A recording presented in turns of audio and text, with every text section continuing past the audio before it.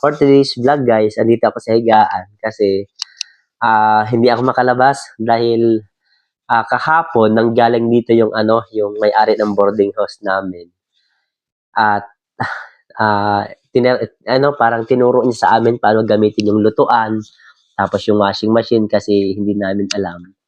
Pagkatapos nung tinanong niya ako, sabi niya, "Are you willing to work for extra?" Sabi niya ganyan. About boss, sabi ko sa kanya, what kind of work?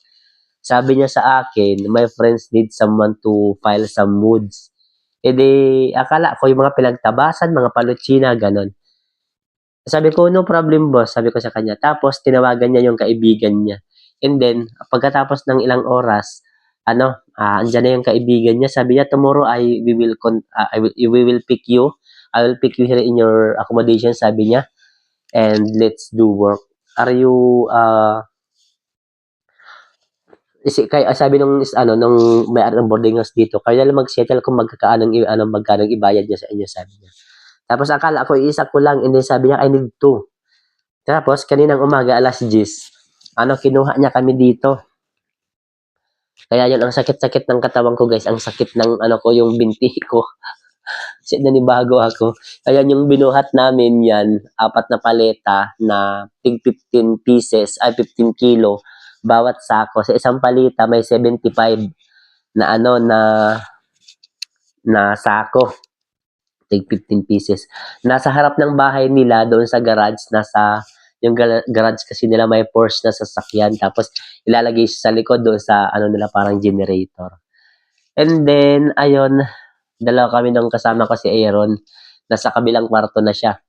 Kasi lumipat na ako ng kwarto nga pala. Tapos, ayun, nag-start kami alas 10. And then natapos namin ng 1:00.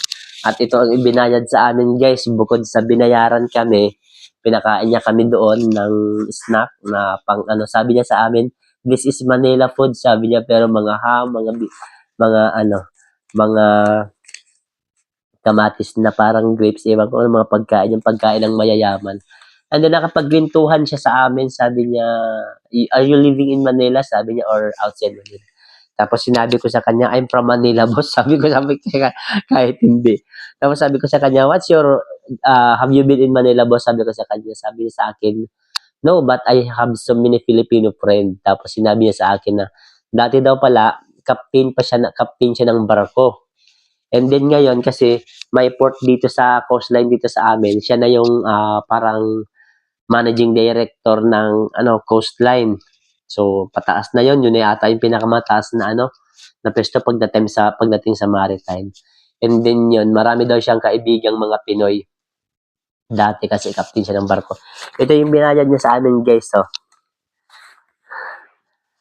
euro. Ayan, 30 euro for ang saya-saya ko. Kasi kung i-convert mo to sa peso, 2,000 to. 10, 11, 12, 1. 10, 11, 12, 1. 3 hours lang. Kumita na kami ng 2,000 pesos. Marami nang mabibili ko guys. Budget ito is isang buwan. Ayun yung nangyari kanina. Tapos nagpadala pa siya ng pagkain dito. Tapos cupcake. Tapos saging. Ayan. Ito nga yung cupcake na pinadala niya. Tapos saging, kinain ko na yung isa. And then, i-share ko na din pala sa inyo guys kasi wala ako masyadong may content, no?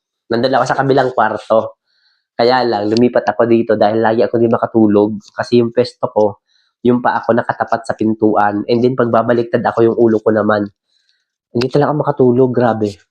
Hindi, ayun, naglipat ako dito sa kabila. Pero mas sa akin maganda to. Pag ito yung pintuan, ayan yung sala namin. Ayan. Ayun yung dito ako sa kabilang kwarto nakatira dati. Tapos si Aaron na lang doon mag-isa niya. And then yan yung kusina. And then ito.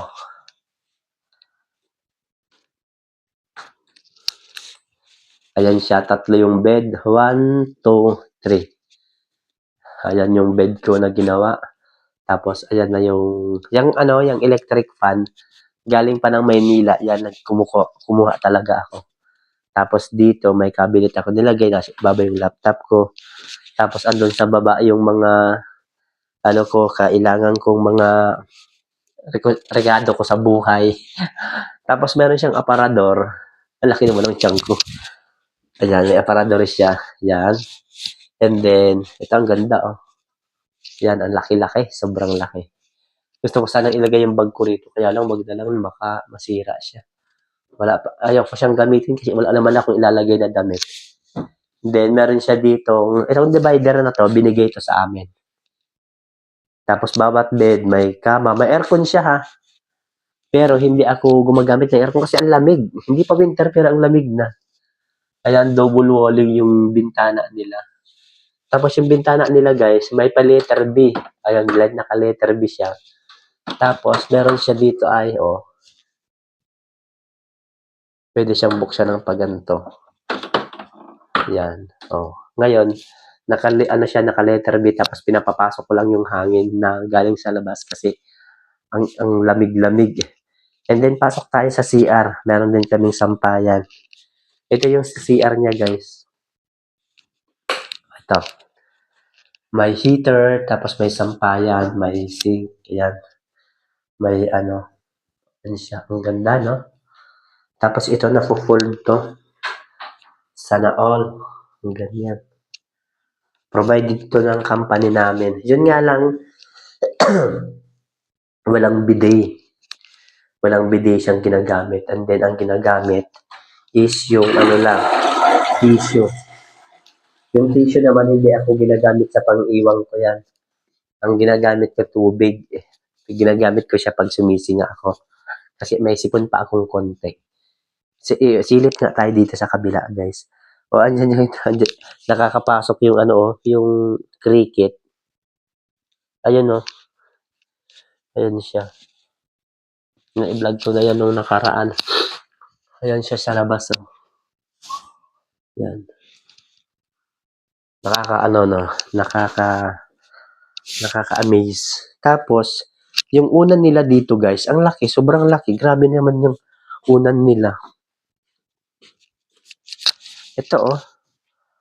Ay, lumipad yung euro ko. Ayan, oh. Ang laki-laki ng unan. Kinuha ko nga yun sa kabila kasi ang laki niya. Tapos, ganun din yung kumot.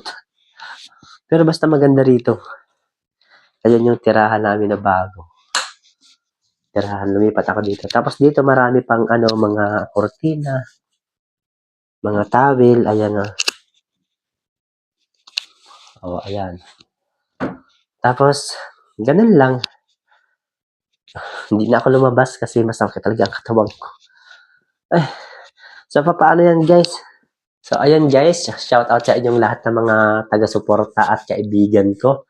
Sana ay patuloy niyo akong suportahan at palakasin ang loob.